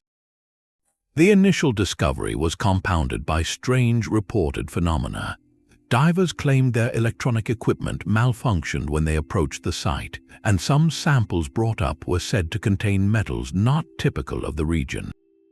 The imagery and the stories created a perfect modern myth, a 21st century mystery discovered not with a shovel but with sound waves. It seemed like the ultimate proof of an ancient, advanced presence, a technological ghost sleeping on the ocean floor. The allure was irresistible, a ready-made narrative for a world fascinated by the unknown. Yet, as with so many of these puzzles, a closer, more sober look by scientific specialists revealed a far more likely and geologically magnificent explanation. Geologists who examined the sonar data and subsequent samples pointed to a powerful and creative natural force, the glaciers of the last ice age. They proposed that the anomaly is almost certainly a glacial deposit, a unique formation sculpted by the immense weight and movement of ancient ice sheets. The disk shape could be a large glacial erratic, a boulder dragged and then dropped by a glacier. The straight lines and right angles are not unheard of in nature, as bedrock can fracture in geometrically clean ways under tectonic stress. The long track behind it could be a glacial flute, a groove carved into the seabed as the ice scraped over it, or a sediment trail deposited by underwater currents. The reported metal samples, upon proper analysis, were shown to be common minerals like basalt or granite, with no exotic composition. The malfunctions of electronic equipment are a known challenge in deep-sea diving, often caused by the high mineral content in sediment or simple technical issues in a harsh environment. This case is a profound example of how our advanced tools for discovery can also generate new kinds of mysteries. Sonar gives us eyes in the deep, but it presents a flat, shadowy image, a Rorschach test on the seafloor. Our brains, wired to find patterns and familiar shapes, instantly fill in the blanks. We see a crashed starship because our culture has given us that template. The anomaly teaches us that the process of investigation does not end with a tantalizing image, it begins there. It forces a dialogue between our imagination and the patient, often prosaic, explanations of Earth science. The true significance of the Baltic Sea anomaly lies not in what it might fantastically be, but in what it demonstrates about our relationship with the unknown. It is a modern relic, not of a lost civilization, but of our own technological curiosity and our timeless tendency to project our most epic stories onto the silent, stony canvas of the natural world. It reminds us that sometimes the most wondrous discovery is learning that the planet itself is the greatest sculptor, capable of creating forms so strange and perfect that they convince us we are not alone. The line between a lost civilization and a trick of the landscape can be surprisingly thin. In the heart of Bosnia, a series of forested hills rise near the town of Visoko. To most geologists, they are exactly what they appear to be, natural formations of sedimentary rock shaped over millions of years by the relentless forces of erosion. Yet, to a dedicated group of alternative researchers and a passionate public, these hills represent something far more extraordinary. They are proclaimed as the Bosnian Pyramids, the largest and oldest pyramids on Earth, constructed by a sophisticated, unknown culture over 10,000 years ago. The central claim is audacious in its scale. Proponents argue that the hill known as the Pyramid of the Sun is not a hill at all, but a colossal, four-sided structure with precise geometric alignment to the cardinal points. They point to what they interpret as flat, paved terraces, straight edges, and even a network of underground tunnels as evidence of human engineering. The narrative suggests that a forgotten civilization, perhaps predating the Egyptians, possessed the knowledge and manpower to reshape entire mountains into monuments, leaving behind a legacy so vast we had simply mistaken it for nature itself. This story taps into a powerful and timeless human yearning, the desire to uncover a grand, hidden history that rewrites everything we think we know. It offers a tangible connection to a majestic past, a source of national pride, and a thrilling alternative to the conventional, often slower-paced, narrative of human development. The emotional appeal is undeniable, transforming a quiet valley into a potential cradle of lost genius. However, the overwhelming consensus from the international scientific community presents a starkly different picture. Geologists, archaeologists, and geophysicists from institutions across Europe and North America have examined the site. Their conclusions are nearly unanimous. The hills are natural, a classic example of a geological formation known as a flatiron. These are created when layers of sedimentary rock, tilted by tectonic forces, are exposed to weathering. The harder layers erode more slowly, forming the steep, triangular faces that can, from certain angles, resemble artificial slopes. The so-called paved terraces are natural bedding planes of conglomerate rock, and the tunnels are likely ancient cave systems or medieval mining passages. Core samples show no evidence of construction layers or mortar, only the consistent strata of natural deposition. The straight lines and right angles cited as proof are, according to geologists, common products of jointing and fracturing within the rock, a perfectly natural phenomenon. This controversy is far more than a debate about a few hills. It illuminates a fundamental and often tense dialogue in our exploration of the past, the conflict between alternative archaeology and established geological science. One side operates on a model of pattern recognition and intuitive leaps, often fueled by a deep skepticism of mainstream narratives. The other relies on methodological rigor, peer review, and the slow accumulation of data that fits within established frameworks of how the Earth and human societies actually work.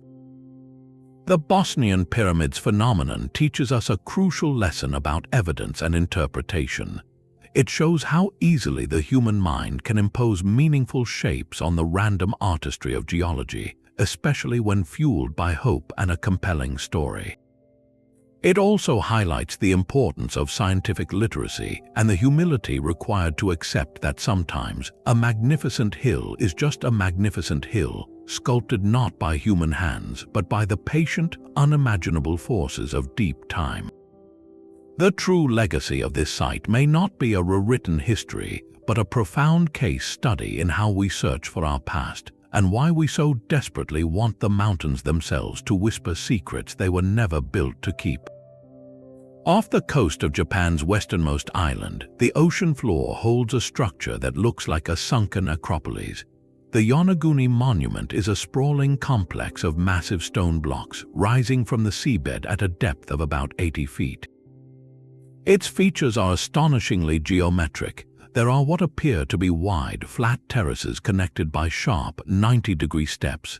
There are straight walls that meet at perfect corners and two towering pillars that look like they could have supported a grand entrance. At the top of the formation, a flat platform faces the open sea, and nearby, a distinct oval-shaped indentation resembles a ceremonial pool. To divers who first documented it in the 1980s, it seemed undeniable. They were looking at the ruins of a lost city, perhaps from a forgotten civilization that vanished beneath the waves thousands of years ago, a real-world Atlantis in the Pacific. The sheer scale and angularity of the formations fueled a compelling narrative of human achievement swallowed by the sea. The debate that surrounds Yonaguni is a classic collision between two ways of seeing. Proponents of the man-made theory point to specific, seemingly artificial details. They highlight the twin monoliths which seem too symmetrical to be random. They note the straight, clean channels that run along some surfaces and the presence of what looks like a carved face or a relief of an animal on one wall. The most striking argument is the collection of tool marks reportedly found on some stones, straight grooves that could be the work of ancient chisels. If human hands shaped this monument, it would rewrite the prehistory of Japan, suggesting a culture with monumental architecture at a time when mainstream archaeology shows only hunter-gatherer societies. The site's location on a tectonic plate boundary also lends credence to the idea that it could have been submerged by a catastrophic earthquake, a story echoed in local legends of a sunken land. Geologists, however, offer a different story, one written by the immense, patient forces of the earth itself. They identify the rock as sandstone, a sedimentary stone that naturally fractures along straight plains due to tectonic stresses. The region is seismically hyperactive, constantly subjected to powerful earthquakes that can shatter bedrock with clean, geometric breaks. The other primary sculptor here is water. Strong tidal currents have flowed through this channel for millennia, acting like liquid sandpaper to erode the sandstone along its natural joints and bedding planes.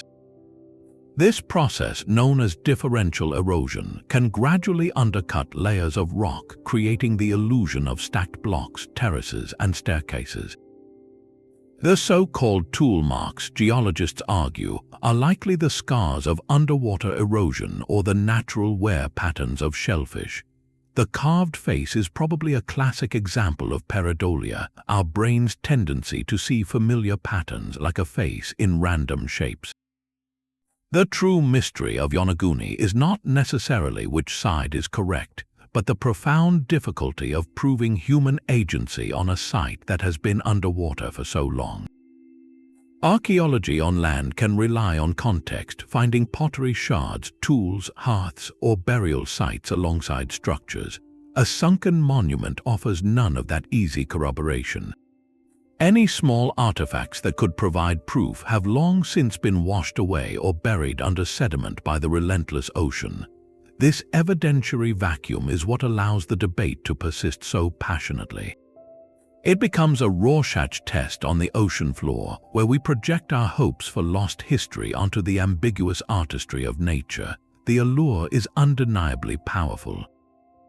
The idea of a sunken city speaks to a deep-seated human fascination with cataclysm and rediscovery, the romance of finding a world thought gone forever.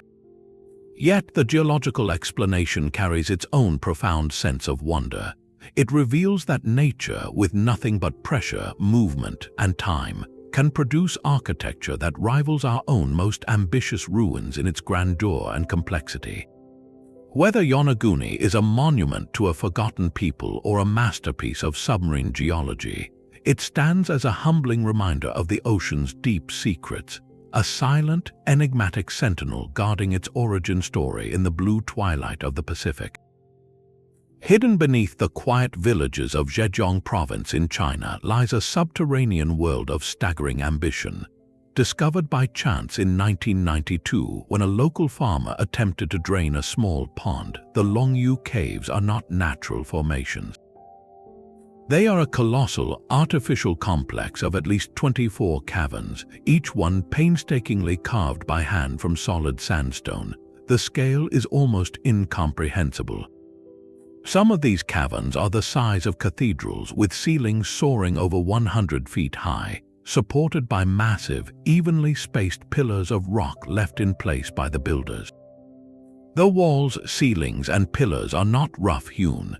They are uniformly decorated with a series of parallel chisel marks, a consistent pattern of diagonal lines that cover every single surface with a rhythmic, almost industrial precision. The amount of rock removed to create this hidden empire is estimated at nearly 1 million cubic meters. To put that in perspective, it is a volume of stone that could build 30 of the Great Pyramids of Giza. Yet for all this overwhelming physical evidence, the caves exist in a vacuum of history. No written record, no local legend, not a single scroll or stele from any dynasty mentions their construction. It is as if 1,000 workers labored for generations to create one of the largest underground structures on Earth, and then the world simply forgot. The immediate questions are as massive as the chambers themselves. Who built these caves and when? The most direct theory is that they were a quarry. The consistent markings could be the signature of an organized, large-scale mining operation, and the sandstone is a useful building material, yet this explanation feels incomplete. Quarries are typically open pits, not elaborate, decorated underground halls with supporting pillars and flat, level ceilings. The design seems to preserve the space, not just extract from it. Furthermore, if this was a quarry for a major project, where is all the stone? That much material would have built a city or a monumental wall, but no known structure in the region matches that scale or uses that specific stone. A more ceremonial theory suggests the caves were intended as imperial tombs or a sacred retreat, a hidden palace for the afterlife. The pillars and the careful, unified design could support this idea, evoking a sense of solemn grandeur. However, no tombs, artifacts, or any signs of occupation have ever been found within them. The caves are utterly empty, swept clean of the debris that human activity always leaves behind. This leads to the most baffling aspect of the entire mystery, the how. The engineering logistics are mind-bending. The builders had to achieve near-perfect symmetry and consistency in pitch darkness, planning the pillars to support the unimaginable weight above without modern mathematics or surveying tools. They had to coordinate the removal of rubble, the ventilation for their workers, and the lighting for their work, all while maintaining the precise angles of those ceaseless chisel marks. And after this generational effort was complete, they removed every single tool, every pottery shard, every charcoal stain from their lamps, and every record of the project's existence. This comprehensive erasure is perhaps more puzzling than the construction itself. It suggests a purpose so specific or perhaps so secret that it demanded total anonymity. Were the caves a clandestine project ordered by an emperor for reasons lost to a subsequent purge of the historical records? Could they have been a communal sanctuary carved in secret during a time of conflict? Or does their empty, echoing perfection point to a purpose we cannot even conceive of, a function that required not objects or inscriptions but the immense shaped space itself? The Longyou caves stand as a monument to silence. They are not a puzzle of strange symbols or anomalous objects, but a puzzle of absence. They offer overwhelming evidence of a titanic human endeavor, yet withhold every clue about the minds that willed it into being. Walking through them today, you are surrounded by the ghost of immense labor, a million chisel strokes frozen in stone, echoing with a single, unanswerable question. Why would anyone go to such incredible lengths to create a masterpiece, only to ensure it was never signed, never used, and never remembered? In their profound emptiness, they hold a mirror to our own desire for meaning, challenging us to accept that some of the past's greatest achievements may have been intended not as messages but as perfect, silent secrets. The precision of a vanished technology reaches its zenith not in a cave but on a mountaintop fortress. Above the ancient Inca capital of Cusco, the walls of Sacsayhuamán rise from the earth in a display of stonework that defies belief. These are not simple barriers, they are colossal zigzagging ramparts built from limestone blocks so immense that the largest stands over 28 feet tall and weighs more than 120 tons. Each stone is a unique, irregular polygon, yet they fit together with a seamless, jigsaw-like perfection that leaves no space for a blade of grass, let alone mortar, between them. The joints are so tight that after 500 years of earthquakes, the walls stand unmoved, a testament to an engineering philosophy that embraced complexity to achieve immortality. The puzzle of Sacsayhuamán is not just one of scale but of method. How did a culture without the wheel, without iron tools, and without draft animals achieve this? The quarries for this distinctive green diorite stone lay miles away across steep Andean terrain. The leading theory involves a breathtaking symphony of human labor and simple physics. Workers likely used stone hammers to fracture the bedrock along natural seams, then painstakingly pounded and ground the surfaces with sand and water over months or years to achieve their final shape.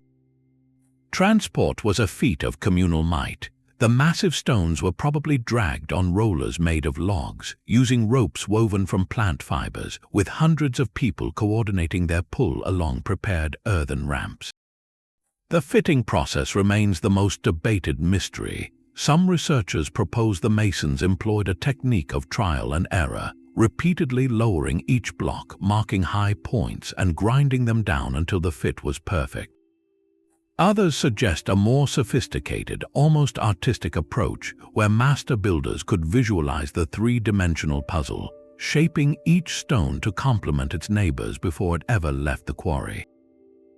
This implies a profound, tactile understanding of geometry and stress distribution, a knowledge passed down through generations of artisans and now lost to time. The site's dual purpose deepens its significance, while its formidable zigzag walls, which would force attackers into deadly crossfires, clearly mark it as a formidable fortress. Sacsayhuamán was equally a sacred center. Its name is thought to mean satisfied falcon, and its alignment with celestial events suggests it was a temple to the sun and a stage for grand ceremonies during the solstices. The largest, smoothest plaza could hold thousands for rituals that connected the Inca ruler directly to the cosmos. This fusion of military might and spiritual power in the very stonework is what makes the site so profound. The walls were not merely functional, they were a theological statement. By fitting these colossal, irregular stones into an unshakable whole, the Inca were mirroring their own social philosophy, where diverse peoples and regions were integrated into a single, resilient empire. Each block, retaining its unique identity yet bound perfectly to the next, symbolized the ideal of unity without uniformity. The stones of Sacsayhuamán therefore whisper a double lesson. They showcase a forgotten pinnacle of practical engineering, achieved through patience, observation, and immense collective effort. But they also stand as a permanent metaphor, a rocky testament to the belief that true strength lies not in uniformity, but in a perfect, interlocking fit.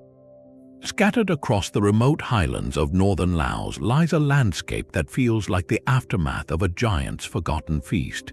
This is the Plain of Jars, a series of over 90 sites where thousands of massive stone vessels, some standing over 3 meters tall and weighing several tons, sit silently in fields and on forested hillsides. Carved from sandstone and granite, their shapes are simple yet monumental, with wide, open mouths and rounded bodies, many partially buried in the earth as if growing from the ground itself. Their age is immense, dating from the Iron Age, roughly 500 years before the Common Era to as late as 500 years after, yet their origin story is one of Southeast Asia's most profound archaeological puzzles. Who were the people who shaped these colossal containers, and what purpose could they possibly have served in such staggering numbers? The leading theory, pieced together from the limited excavations possible, points toward a profound and universal human practice. Within and around some of the jars, researchers have uncovered human bone fragments, ceramic grave goods, and glass beads. This evidence strongly suggests the jars were part of an elaborate burial ritual. The current interpretation envisions a two-stage process. Initially, the deceased may have been placed inside a jar, allowing for what is often described as a temporary resting period. Later, after the passage of time, the remains would be carefully removed for a final burial in the earth nearby, perhaps with the jar itself serving as a permanent memorial marker for the individual or the family. This practice would explain the jar's great size and their open, accessible form, designed not for permanent sealing but for a ceremonial interaction with those who had passed. Yet this explanation, while plausible, only deepens the central mystery. We know virtually nothing about the culture that orchestrated this ritual. They left no written records, no nearby cities or temples, no clear depictions of themselves or their gods. The jars are their primary legacy, a silent testament to a belief system we can only reconstruct from fragments. What did they believe about the journey after life? Did the shape of the jar symbolize a womb for rebirth, a vessel for the soul, or a protective capsule for a sacred transition? The precise ritual, the chants, the offerings, the community's role in the ceremony, all of this is lost, leaving only the heavy, hollow stones as echoes of a once vibrant spiritual tradition. The logistical mystery is equally daunting. How did a society without modern machinery quarry, transport, and position these multi-ton jars across such difficult, mountainous terrain? The sandstone likely came from nearby quarries where the rough shapes were hammered out using iron chisels and stone tools. The transportation remains a feat of incredible communal effort, likely involving teams of people, ropes, and log rollers to inch each jar into place. The distribution of the jars across dozens of separate sites suggests this was a widespread cultural practice, uniting scattered communities across the highlands in a shared tradition of remembrance. Today, the quest for answers is fraught with a modern, lethal danger. During the Vietnam War era, the region was subjected to intense bombing campaigns, and millions of unexploded bombs and cluster munitions remain littered across the landscape, including around many jar sites. This deadly legacy has made large-scale archaeological excavation perilous and slow, as teams must work closely with bomb disposal experts to clear each square meter of earth before a trowel can even touch the soil. This ongoing hazard tragically preserves the mystery, shielding the jar's secrets behind a curtain of contemporary conflict. The plain of jars, therefore, stands as a monument layered with multiple silences. It holds the ancient silence of a culture that spoke only in stone, and the modern silence enforced by unexploded ordnance that keeps researchers at a careful distance. Each jar is a question carved in rock, a silent witness to a people who invested immense labor not in fortifications or palaces, but in vessels for the sacred journey of their loved ones. They remind us that some of humanity's most enduring monuments are not raised to the glory of kings, but to the quiet, profound mystery of what lies beyond, leaving a landscape of stone sentinels to guard a story we are still learning how to hear. These 30 relics form a gallery of unanswered questions, a testament not to what we know, but to what we have yet to learn. Each one, from the intricate gears of the Antikythera Mechanism to the silent jars on the Laotian plain, represents a moment where our ancestors reached for something beyond the immediate needs of survival. They carved, they cast, they aligned, and they built, driven by a spark of ingenuity that sought to measure the stars, honor the departed, or commune with forces greater than themselves. The common thread weaving through all these puzzles is not a specific technology or a single lost civilization, but the boundless and often mysterious creativity of the human spirit. We look at these objects and see enigmas because the full context of their creation, the cultural framework that gave them meaning, has faded into time. This is not a failure of archaeology or history. It is the inherent condition of reaching so far into the past. The very fact that these artifacts perplex us is a sign of their success. They were never meant for us.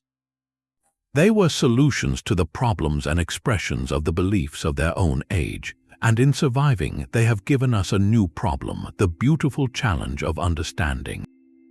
These puzzles are invitations, not dead ends. They remind us that history is not a simple, linear march from primitive to advanced, but a complex tapestry with threads of brilliance that appear, vanish, and sometimes reappear in unexpected patterns. The past holds surprises that continually reshape our story, forcing us to revise timelines, reconsider capabilities, and humbly acknowledge the gaps in our knowledge. This is the true value of mystery. It is the engine of discovery. Every unanswered question propels new research, sharper technology, and fresh perspectives. It pushes us to look closer, to question assumptions, and to appreciate the profound complexity of those who came before us. They were not simpler people. They were people facing different worlds with different tools, and their solutions often carry a sophistication we are only beginning to decode. So, as we step back from this journey through silent stones and cryptic scripts, let the lingering questions sit with you. Which of these relics compels you the most? Does the perfect geometry of a Costa Rican sphere captivate your imagination, or does the lonely voyage of a Norse coin to a distant shore spark your curiosity? The conversation does not end here. Share your thoughts, delve deeper into the stories that resonate with you, and keep wondering. For in the end, our shared fascination with these echoes from the silent era is what keeps the story of humanity alive, ever evolving, and infinitely intriguing.